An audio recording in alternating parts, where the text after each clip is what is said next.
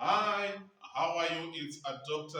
MUSO. Today we want to talk about A-level history. We want to talk about the topics that we have at A-level. So our A-level paper 2, we see that it has got so many topics, and these topics they are divided into different sections. We have got our sections from section A up to section E. So, which are the topics that are in section A? In section A, we have got a topic called slave trade and slavery. What took place during this particular period of time whereby people were enslaved, and when they were enslaved, eventually slave trade, it was abolished. When it was abolished, now we see that it had to bring so many negativities to the continent of Africa. So there is a topic on slave trade and slavery. Then there is also a topic on Achaka the Zulu, Mufetane, and Achaka the Zulu. What took place during the time of Mufetane? What took place during the time of Achaka? Chaka's rise is economical, is political, and social activities that were done in the Zulu state. Then we also have got a topic on the Maji uprisings of 1905. In 1905, the people who were in Tanzania, they to rebel against the German East India Company. The German East India Company exploited the Africans who were in Tanzania. So they to rebel. These rebellions, they were called Maji. Maji, we are talking about water uprisings. They were encouraged by a man who was called Kinjikitile Ngwale. Kinjikitile Ngwale had to encourage the people that if they rebelled against the whites, it meant that things were going to be normal in the country. So there's a topic on the Maji uprisings, the rise and also the results.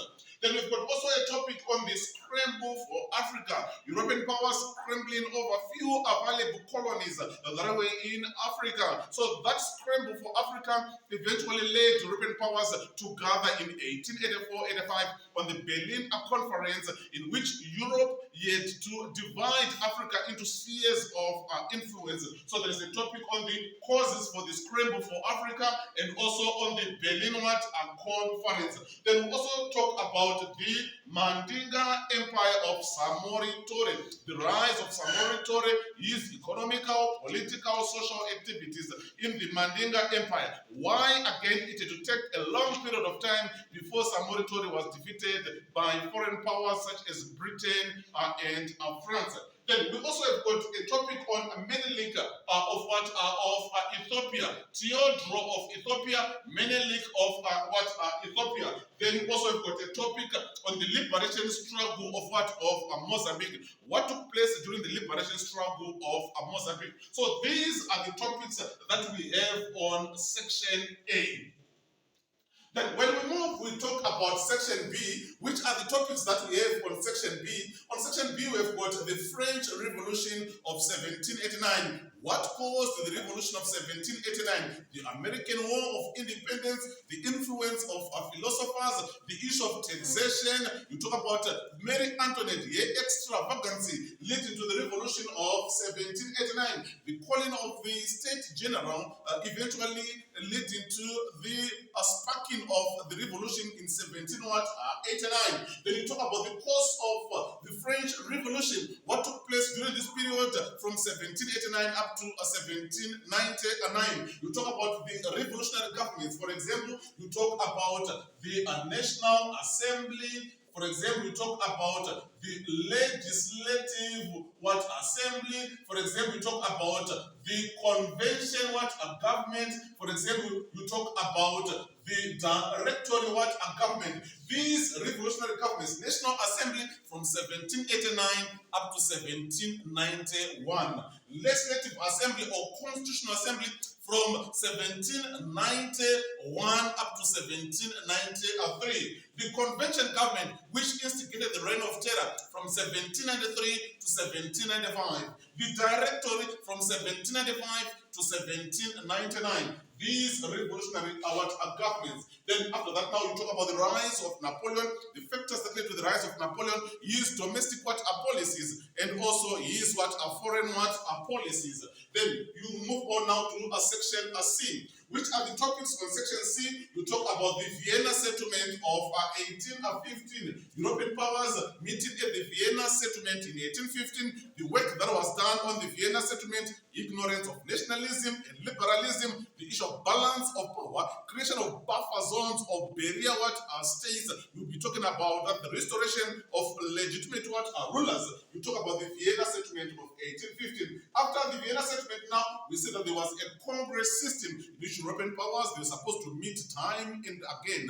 We were reviewing a peace that was taking place in Europe. We talk about the Congress of Alex La Chapella in 1818, the Congress of Tropao, the Congress of Verona, the Congress of Leipzig. These congresses, whereby European powers, they to meet reviewing the peace that was taking place in Europe. Was the congress system successful? You talk about that. Then after that, now you talk about the next topic, which is called the restored Bourbons in France, 1815 up to 1830. The reign of Louis XVIII. Then Louis XVIII, unfortunately, dying in 1824. When he died, he was succeeded by Charles X.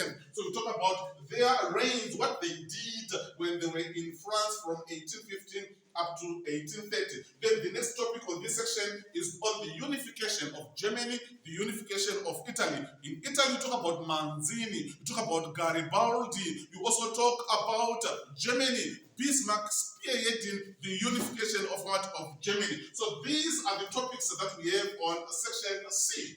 Then on section D, we've got the World War I. What took place during the World War I? Because of the World War I, militarism, the alliance system, the colonial rivalry, Sarajevo incident, nationalism, all those causes that led to the World War I. When we talk about the cause of the World War I, European powers now fighting against each other, the wars that they fought during the World War I. Then you talk about the League of Nations. The European powers now coming up with the so-called the League of Nations. It came because of Woodrow Wilson's last point on his so-called 14 points.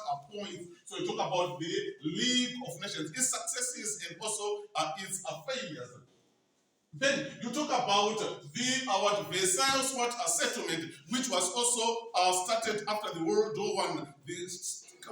Treaties that were signed by the defeated powers, the Treaty of Saint Germain, the Treaty of Severus, the Treaty of Neuilly, and this Treaty of Versailles. Then we talk about the rise of fascism in Italy. Mussolini coming to power in Italy after the World War I. His acts of aggression, his domestic policies. Then we talk about the rise of Hitler in Germany, the Weimar Republic, the rise of Adolf Hitler, domestic policies, and also the foreign policies. So that is what we have on section D. Then on section C, we've got the Russian Revolution, we've got the Chinese Revolution, we've got the AU, the African Union, we also have got the United Nations. So these are the topics on section E. So from all these topics, you are supposed to answer 4 questions from at least 3 sections. So you can choose a question on section A, then you choose another question from section B, you choose another question from section C, then you choose another question from section C. So you have chosen 4 questions from at least 3 sections. Or you can choose 2 questions from section A, then you choose 1 question from section B, then you choose 1 question from section D. Or section C. So by so doing, you could have answered 4 questions from at least 3 sections. Or you can take 2 questions from section D, you take 1 here, section C, you take 1 here from section B. You could also have answered 4 questions from at least 3 sections. Remember our paper, we see that it should be written in 3 hours. So you should budget your time so that in 3 hours you are in a position of answering 4 questions. That is what we have on our European History A-Level paper 2. Thank you so much. It's Dr. MUSO.